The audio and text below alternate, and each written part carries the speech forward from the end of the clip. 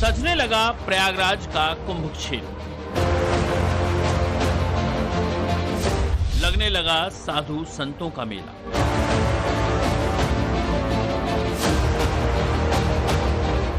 Digital होगा इस बार का महाकुंभ। महाकुंभ में दिखेगा मोदी योगी का विजन। दिव्य और भव्य होगा इस बार का महाकुंभ। सनातन के सबसे बड़े पर्व महाकुंभ को लेकर प्रयागराज में संगम किनारे तैयारियों का शंखनाद हो चुका है। पूरी दुनिया में अपनी अलग ही पहचान रखने वाले महाकुंभ का काउंटडाउन शुरू हो चुका है। जिस गंगा के संगम किनारे 1/3 हिंदुस्तान भक्ति के भाव में उतरने वाला है, वहां के माहौल में महाकुंभ की छटा बिखरने लगी है। तस्वीरें देखिए।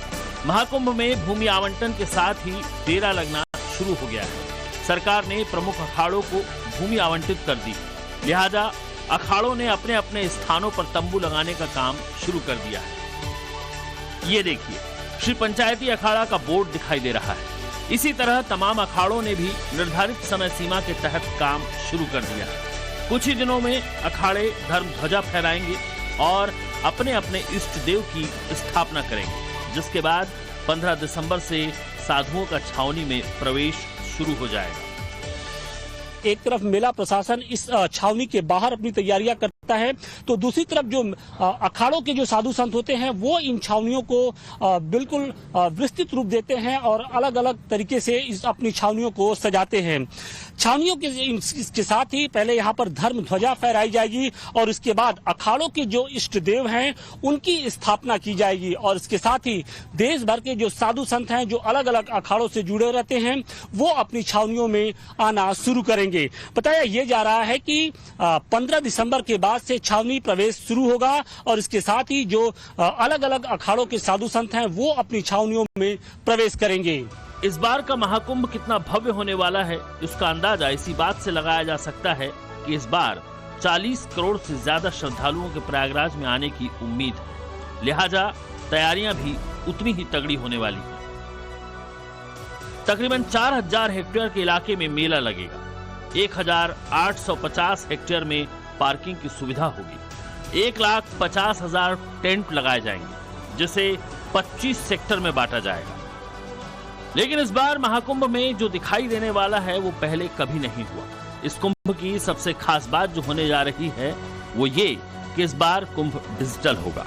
इस बार गूगल जैसी कंपनी महाकुंभ में भागीदार बनने जा रही है।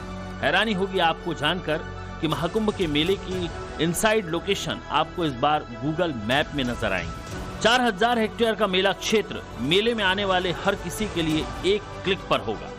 सनातन के सबसे बड़े पर्व महाकुंभ के रंग बिखरने लगे हैं। महाकुंभ में इस बार आस्था के साथ साथ आधुनिकता का भी संगम होगा। जी हाँ, इस बार का महाकुंभ डिजिटल होने जा रहा है। सिर्फ एक क्लिक में महाकुंभ से जुड़ी सारी जानकारी श्रद्धालुओं के पास होगी और इसके लिए योगी सरकार और गूगल के बीच में एक महत्वपूर्ण करार हुआ है।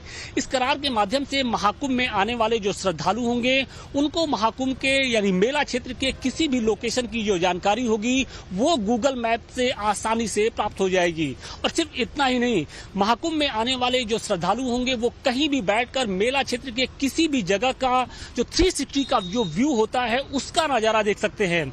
ऐसा पहली मर्तबा होने जा रहा है जब किसी अस्थायी शहर के लिए गूगल की ओर से ये व्यवस्था की जा रही है। सरकार का यह फैसला महाकुंभ में शामिल होने वाले 40 करोड़ लोगों के लिए बड़ी सौगात होगी। गूगल के मैप में महाकुंभ की लोकेशन होने से लोगों का समय बचेगा। लोग मैप के जरिए महाकुंभ के अंदर रास्ता नहीं भटकेंगे।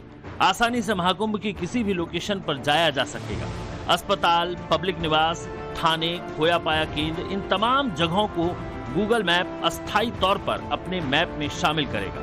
खास बात यह होगी कि इसके लिए आपको किसी ऐप पर नहीं जाना है। जो सामान्यतः गूगल मैप हम उपयोग में लाते हैं, उसी के जरिए महाकुंभ की सभी लोकेशन आपको हासिल होंगी। लगभग 40 करोड़ जो श्रद्धालु हैं वो इस बार महाकुंभ में आएंगे और ऐसे में इस बार न सिर्फ आस्था बल्कि आधुनिकता का भी जो रंग है वो दिखाई पड़ेगा। सर, इस बार किस तरीके की व्यवस्थाएं की जा रही हैं, क्योंकि पहले मेला क्षेत्र में जो लोग आते थे उनको दिक्कतों का सामना करना पड़ता था, एक जगह से दूसरी जगह जाने के लिए तमाम परेशानियों का सामना करना पड़ता था। इस बार किस तरीके से व्यवस्थाएं की जा रही हैं? इसमें उद्देश्य ये है कि जो भी श्रद्धालु हैं सबका बहुत सुगम दिव्य भव्य कुंभ का जो विजन है हमारे सरकार का, उसको आगे बढ़ाते हुए और डिजिटल कुंभ का जो विजन आया है अभी माननीय मुख्यमंत्री जी प्रधानमंत्री जी ने दिया है, उसके तहत हम इस बार सभी श्रद्धालुओं के लिए निर्बाधित सेवा रहेगी, जिसमें पूरे मेला क्षेत्र में जो 4000 हेक्टेयर में हमारा मेला क्षेत्र में फैलेगा, उसमें उनकी मूवमेंट जो हमारी बेसिक सर्विसेज हैं सारी, हमारे अस्पताल बन रहे हैं, हमारे पब्लिक अकोमोडेशंस बन रहे हैं, हमारी इमरजेंसी सर्विसेज हैं, हमारे थाने हैं, हमारे खोया पाया केंद्र बन रहे हैं, सभी आपको नक्शे पे उपलब्ध होंगे जो गूगल मैप्स के थ्रू आप नेविगेट कर पाएंगे। जो शहर में स्थायी तौर पे होता है वो आप अस्थायी तौर पर भी मेला क्षेत्र में पा पाएंगे, जिसमें टेंट सिटी आप जा पाएंगे, बाकी प्लेसेस ऑफ इंटरेस्ट जो हैं सभी आप गूगल मैप्स के थ्रू नेविगेट कर पाएंगे। महाकुंभ की तैयारी और आने वाली भीड़ को देखते हुए हर स्तर पर तैयारी तगड़ी की गई है। इस बार भारतीय रेल ने यात्रियों की सुविधा के लिए 13 जनवरी से 26 जनवरी तक 140 रेगुलर ट्रेनों के साथ साथ 6 प्रमुख अनुष्ठान वाले दिनों के लिए 1225 स्पेशल ट्रेन चलाने का प्लान बनाया है। इन 1225 स्पेशल ट्रेनों में से तकरीबन 825 ट्रेनें छोटे रूट के लिए होंगी, वहीं तकरीबन 400 ट्रेनें लंबी दूरी के लिए रिजर्व की गई हैं। रेलवे इसके लिए 933.62 करोड़ रुपए की बुनियादी ढांचागत परियोजनाओं पर भी काम कर रहा है। इसमें इस पूरे बजट को 2 हिस्सों में बांटा गया है। पहला, यात्रियों की सुविधाओं में बढ़ोतरी के लिए 494.90 करोड़ रुपए और सड़क, ओवरब्रिज और अंडरब्रिज के निर्माण के लिए 438.72 करोड़ रुपए शामिल है। इसके अलावा नए स्टेशन, भवन और सीसीटीवी कैमरों की व्यवस्था के साथ साथ तकरीबन 79 यात्री सुविधा केंद्र पर काम चल रहा है। प्रयागराज जंक्शन पर एक यात्री घेरा भी बनाया जा रहा है, जिसमें तकरीबन 4000 यात्रियों को एकोमोडेट किया जा सकेगा। इससे पहले इस स्टेशन पर ऐसे 4 यात्री घेरे मौजूद हैं।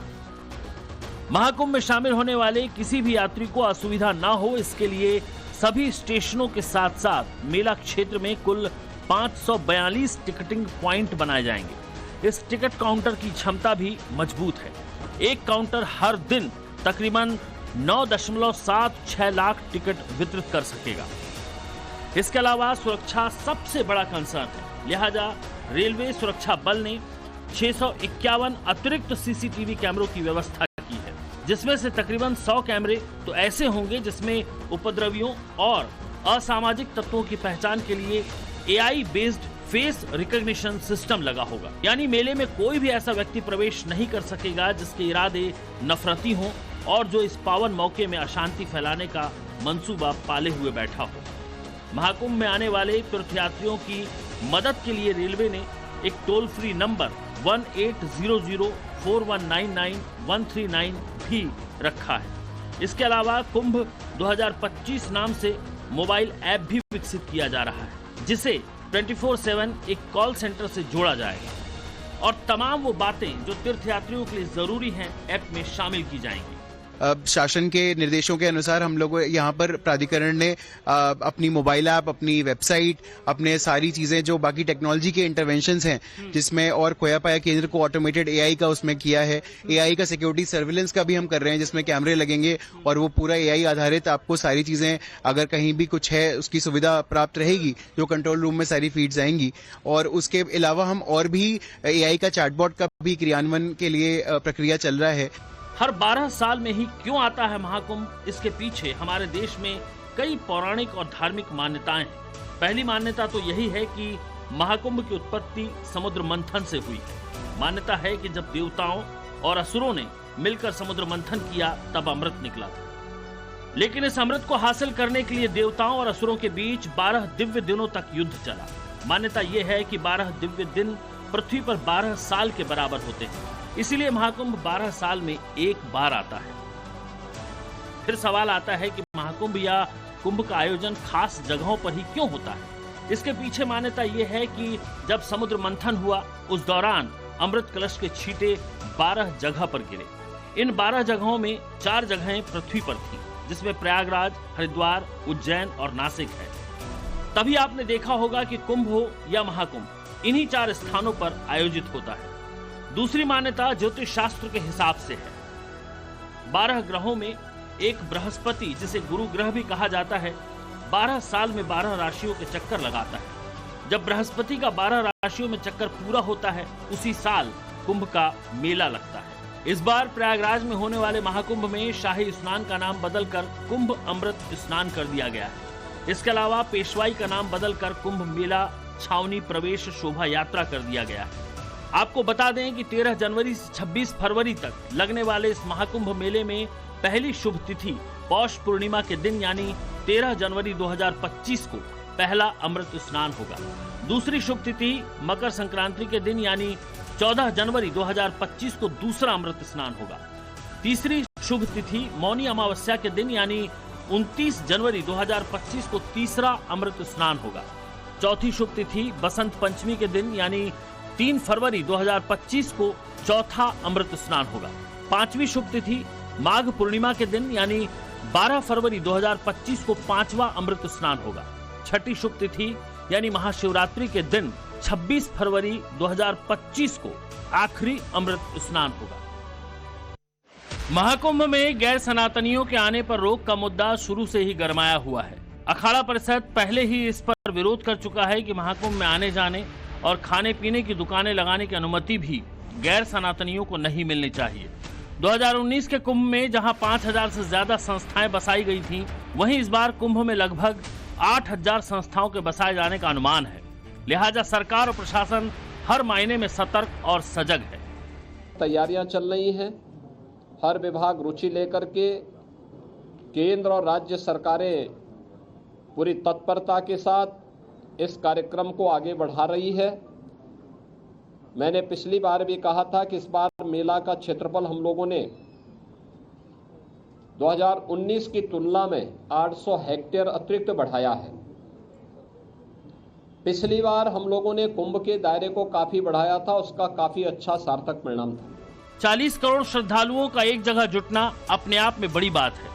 छोटे से लेकर बड़े तक के व्यापार को पंख लगेंगे, लोगों को रोजगार मिलेगा। खासकर लोकल सामान बनाने वाले लोग महाकुंभ से बड़ी उम्मीदें लगाए हुए हैं। अखाड़ों में धर्म ध्वजा के साथ अब साधुओं की आमद होने लगी है और इन सब के बीच में इस बार के महाकुंभ में सिर्फ आस्था और आधुनिकता का संगम ही नहीं देखने को मिलेगा, बल्कि इस बार के महाकुंभ में इको फ्रेंडली उसे बनाने की तैयारी की जा रही है। और उसके पीछे की जो वजह बताई जा रही है वो इस तरीके का जो बास्केट है। आमतौर पर ये बास्केट जो है वो प्रयागराज की पहचान है। इसे मुंज की डलिया कहा जाता है।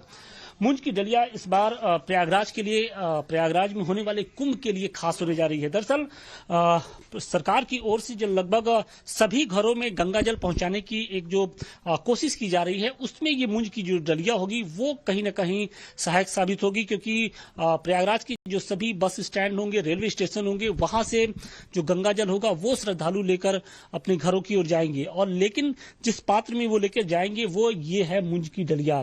प्रयागराज के लिए कोई नई चीज नहीं है, सदियों से मुंज की डलिया यहाँ पर बनाई जाती है, लेकिन इस बार महाकुंभ के जरिए इसे कहीं ना कहीं ग्लोबल बनाने की कोशिश की जा रही है। प्रयागराज में ये कितने सालों से बनता है? क्या ये प्रयागराज की पहचान भी है क्या? क्योंकि वन डिस्ट्रिक्ट वन प्रोडक्ट के तहत इस पूरे जो कारोबार को बढ़ावा देने की बात की जा रही है और योगी सरकार की ये कोशिश है कि जो महिलाएं हैं वो आत्मनिर्भर बने इस तरह के कारोबार के जरिए। सर ये तो काफी सालों से, ये कम से कम 100 साल से, जब से ये आपके परिवार में कितने सालों से ये बन रहा है? ये हमारे परिवार में ये 3-4 पुश्तों से चल रहा है सर। और क्या कहते हैं, जब से हमें ओडीओपी का बाजार मिला तब से हमारी बहुत अच्छी स्थिति हो गई है। और क्या कहते हैं, हमारा अच्छा ऑर्डर आता है, महिलाएं खुश रहती हैं अपने आप में, और क्या कहते हैं उनको अच्छा काम मिल रहा है। सब कुछ ही महीनों का वक्त है, लिहाजा सनातन का ये सबसे बड़ा अनुष्ठान अपनी रफ्तार पकड़ चुका है। हिंदू आस्था का ये सबसे बड़ा पर्व हर लिहाज से परीक्षा की घड़ी। महाकुंभ की कामयाबी में न सिर्फ सरकार की सफलता छिपी है, बल्कि भविष्य की सियासी संभावनाएं भी इस महाकुंभ से जुड़ी हुई हैं। आशुतोष सिंह के साथ ब्यूरो रिपोर्ट, टाइम्स नाउ, नव भारत।